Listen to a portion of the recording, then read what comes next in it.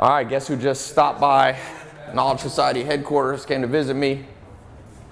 Gary Vee. What up, my man? What's up, man? What's up? You I know ready? you're a busy man. You ready for some fire? We're talking some Jets and Knicks and everything good. Virtual reality, we're gonna talk about entrepreneurship.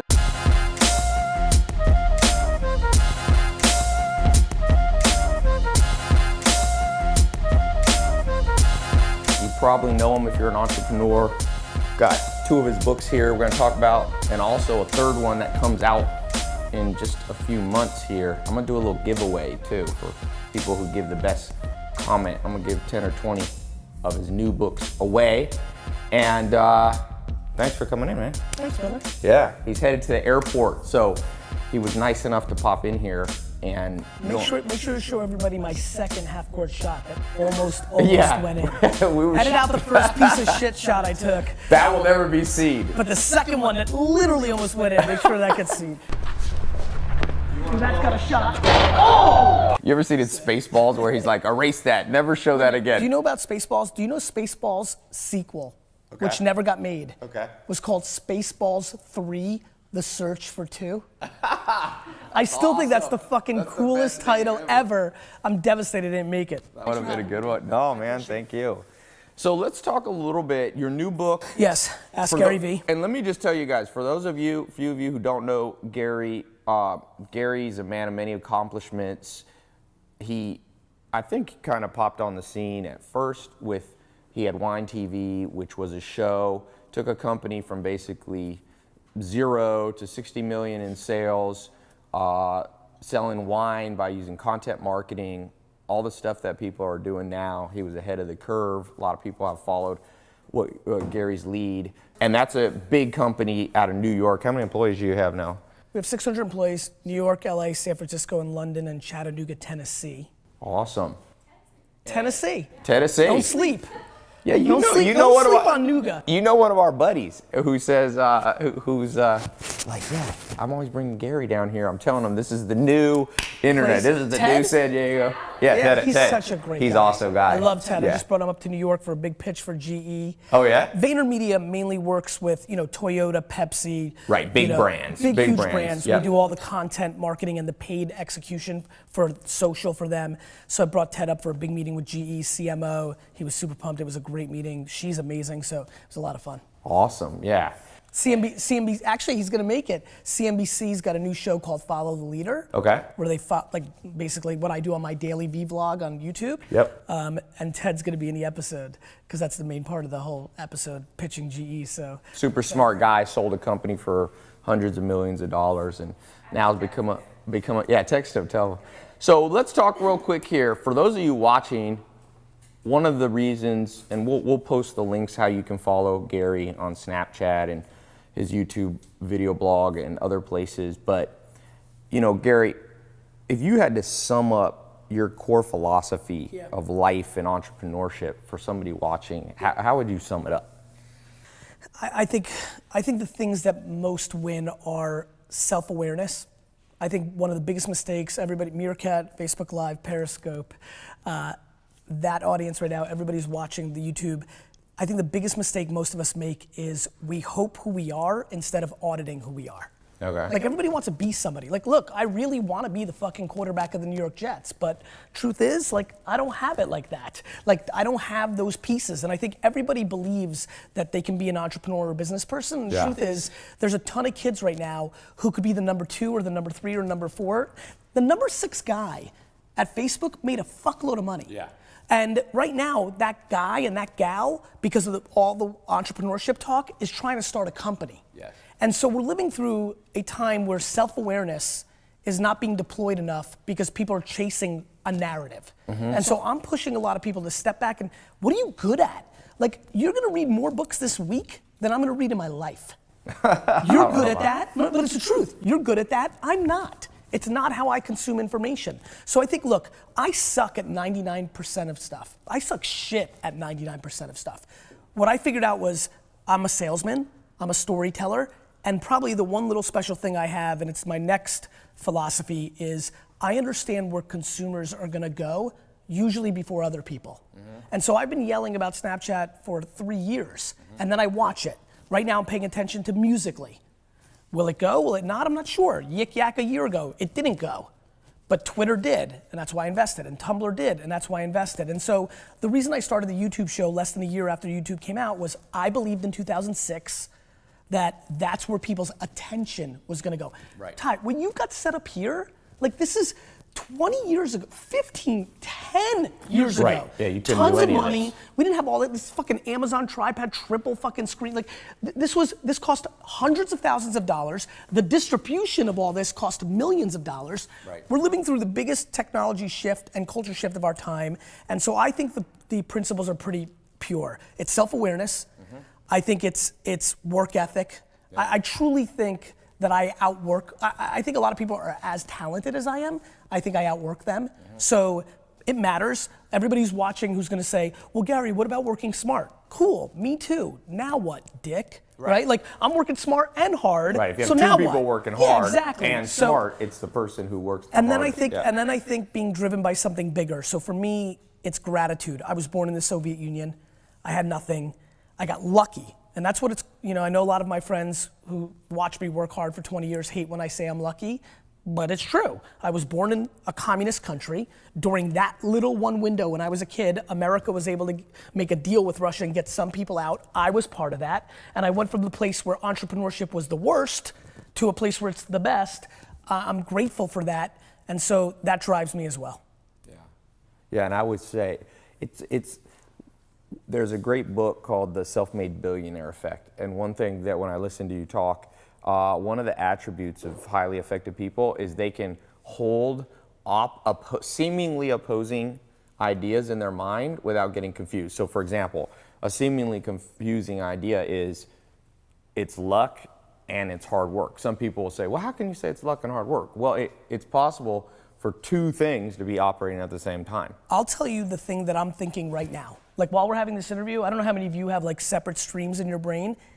As I'm focused on listening and making sure I answer the questions and doing our thing, I'm thinking, okay, Ty and I haven't integrated a whole lot. There's a ton of fucking people watching me for the first time.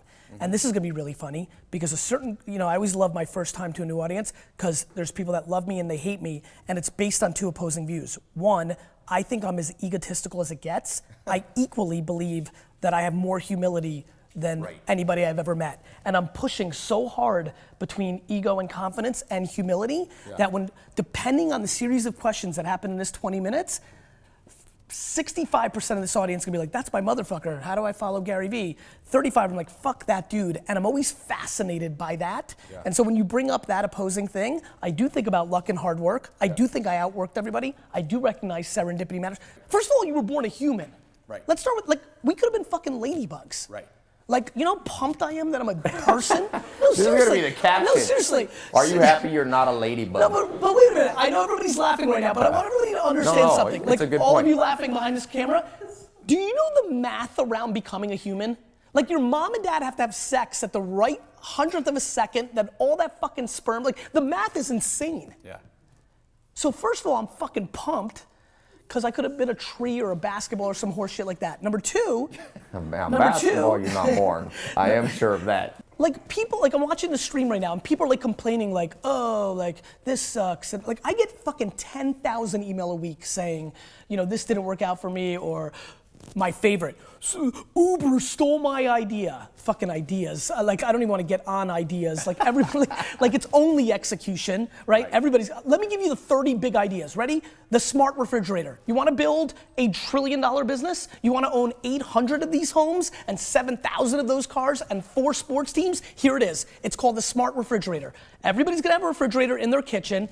That refrigerator is gonna know when you're down to 1 Bud Light because you put in 6. There's gonna be 1 left and it's gonna reorder it for you. So it's gonna out arbitrage every retailer, Amazon, everybody. The refrige is gonna order it from Budweiser direct. Budweiser's gonna deliver it, and the fridge is gonna become this, Ty. Just like this has become the fucking machine and Apple makes a VIG on everything, that's your fridge on every consumer product. The smart kitchen. Amazon's already getting in that. Amazon's got that little sensor you put up. Bezos is a beast. Yeah. So Bezos is a monster. there you go, everybody. There you go, fucking Keith Mintz and Javier fucking and Leonidas the King and Marcus J. Alford. There's your idea, right? There's your idea. But here's the real fucking game. Who's gonna execute? Right. who's gonna hire the right people? Who's gonna make the product? Who's gonna make the JVs with fucking the brands? Like, who's gonna execute? Ideas, fuck, man. Anyway, I'm sorry. All right, let's talk.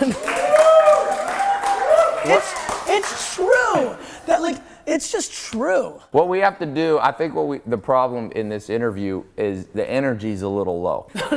So we need to bring it up a notch so that everybody doesn't fall asleep on it.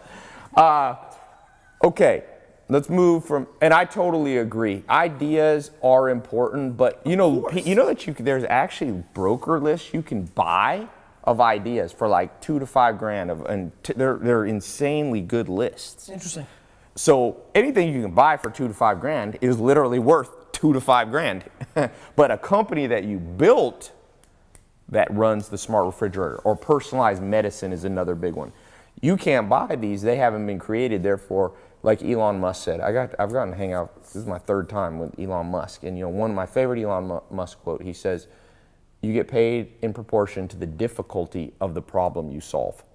So a lot of people are out there like, "Hey, I solved the problem. How to walk to my refrigerator." Well, everybody knows how to do that. You have to solve a problem, and therefore, your income is going to be directly proportional. Solve a small problem, know how to hand somebody a burger at McDonald's, they'll pay you minimum wage. Put someone on Mars in a rocket ship like Jeff Bezos' Blue Origin or Elon Musk's SpaceX, they're going to pay you a lot of money. I would add something to that for everybody listening at home, because that's right. And then everybody who's watching right now is thinking what I'm thinking, which is like, fuck, that sucks, because I'm not talented enough to solve a big time problem. Because big time problems take real brain power. I will say the other thing, and I'm sure you're gonna agree with this watching from afar, there's also reverse engineering the demand of the marketplace, right? So for example, guys like pretty girls. Pretty girls are able to make a lot of money because they're pretty and there's demand. And so demand in marketplace behavior is very important. Yeah. I think one of the ways if you don't think that you can figure out how to build a tunnel underground and get me from LA to New York in a minute, then the other thing to really take a step back, this is back to self-awareness. For everybody who's watching right now, if you're like, shit, that's great, but I'm not a fucking math genius like Elon Musk, the thing that you might be able to do, and I do think this is a talent, I think this is my talent, pay attention to what people care about and reverse engineer it. For example, Uber. What does Uber sell? Uber sells time. Right. Uber doesn't sell transportation. Uber sells time. Everybody here, no matter their income level, cares about time because we now live in a 24/7 world. So if you make that your religion of a market that matters, building products and services that buy time and sell it back to people is probably, in my opinion, the quickest path to real financial success in the next decade for the average to above average operator and thinker, because it's going to be such a big space. Yeah, totally agree. And the thing about that, in terms of how much talent, Warren Buffett says if you have over 130 IQ, you can sell a lot of it. You don't need it. The average self-made millionaire is 125, 130 IQ, which is sharp, but not. So if you're watching this, if you're figuring out how to do Facebook Live and YouTube, you're probably already at that sharp enough level. What really differentiates you are some of the things you said. Pattern recognition. Can you see patterns? Mark Cuban told me, he said, I've always been able to see around corners before other people. He recognized a pattern, can see around that corner. So that's an important thing. I say you got to know the language of money. I talk a lot about that. You go to China, you don't have an interpreter, you're going to be lost. In the game of making money, you need to understand what debentures are. And, people go, oh, that's a lot of syllables, debentures, And I say, well, do you know Kim Kardashian? Because Kardashian, this is 4 syllables. And so we live in a society where people know big words. People are much sharper. IQs have gone up. It's a myth that we're getting dumber. You know why? But we're not using it in the right way. IQ's been commoditized. Right. What do you want to know? Google. Who's the 19th president of all the United States? This old fucker. What's this?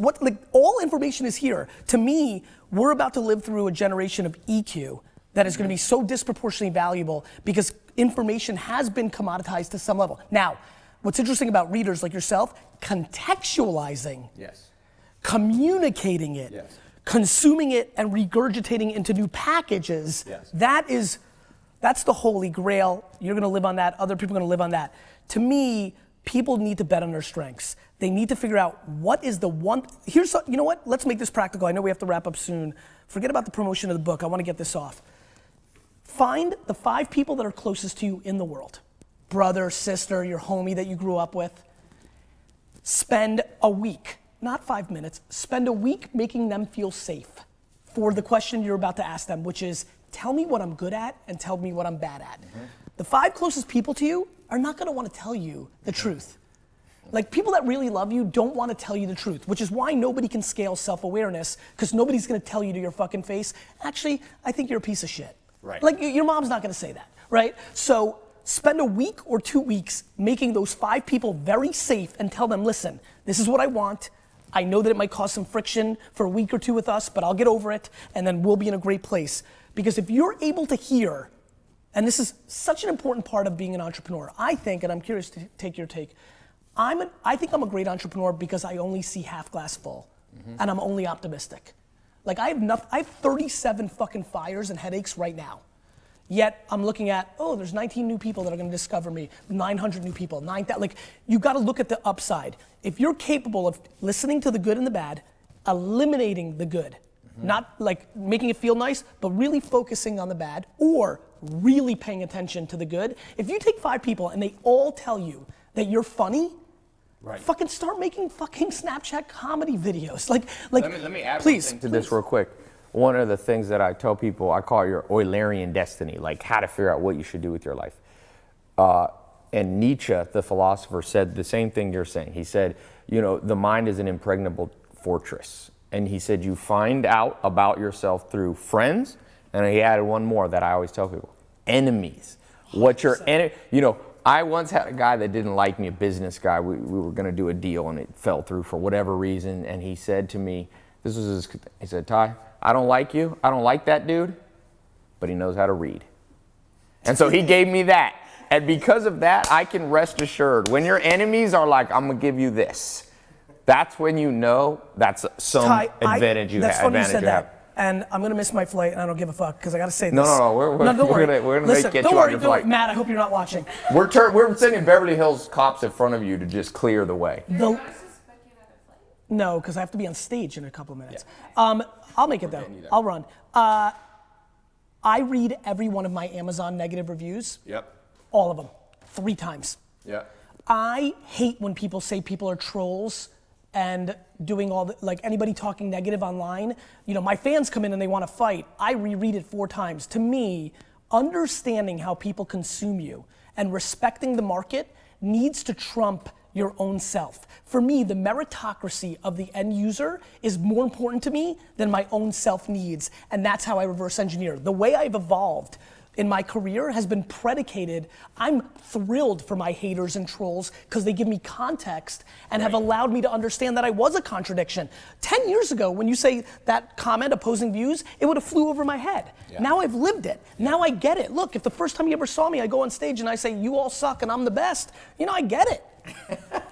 All right, we're wrapping up here in 60 seconds. Got one question for you. You live people get to see this, but this is only for people in the accelerator, which is kind of my advanced thing. I want to put a little special thing, bonus from you. Okay. Bonus question for the accelerator for you, Gary. Okay. Most cutting edge thing you're willing to share that an entrepreneur should know, a specific app that you see working. I'll give you a ton of shit because I love the practical part of me. There are several things.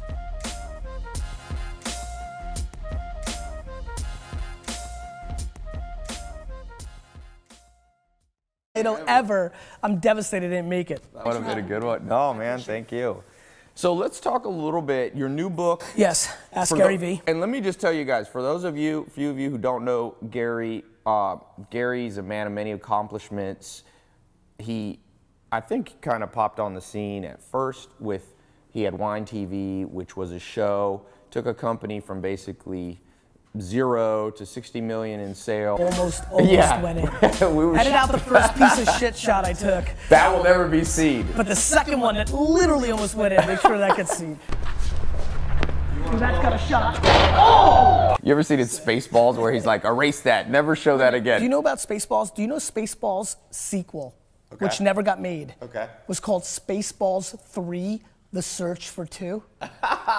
I still think that's the fucking coolest touch. You're an entrepreneur. Got 2 of his books here we're gonna talk about, and also a 3rd one that comes out in just a few months here. I'm gonna do a little giveaway too for people who give the best comment. I'm gonna give 10 or 20 of his new books away. And thanks for coming in, man. Thanks, brother. Yeah, he's headed to the airport, so he was nice enough to pop in here and Make sure to show everybody my second half-court shot. Selling wine by using content marketing, all the stuff that people are doing now. He was ahead of the curve. A lot of people have followed Gary's lead, and that's a big company out of New York. How many employees do you have now? We have 600 employees, New York, LA, San Francisco, and London, and Chattanooga, Tennessee. Awesome. Tennessee. Tennessee. Don't sleep. Yeah, you Don't know, sleep, you don't know one sleep of our, on Nougat. You know one of our buddies who says, all right, guess who just stopped by Knowledge Society headquarters, came to visit me? Gary Vee. What up, my man? What's up, man? What's up? You I know ready? you're a busy man. You ready for some fire? We're talking some Jets and Knicks and everything good. Virtual reality, we're gonna talk about entrepreneurship.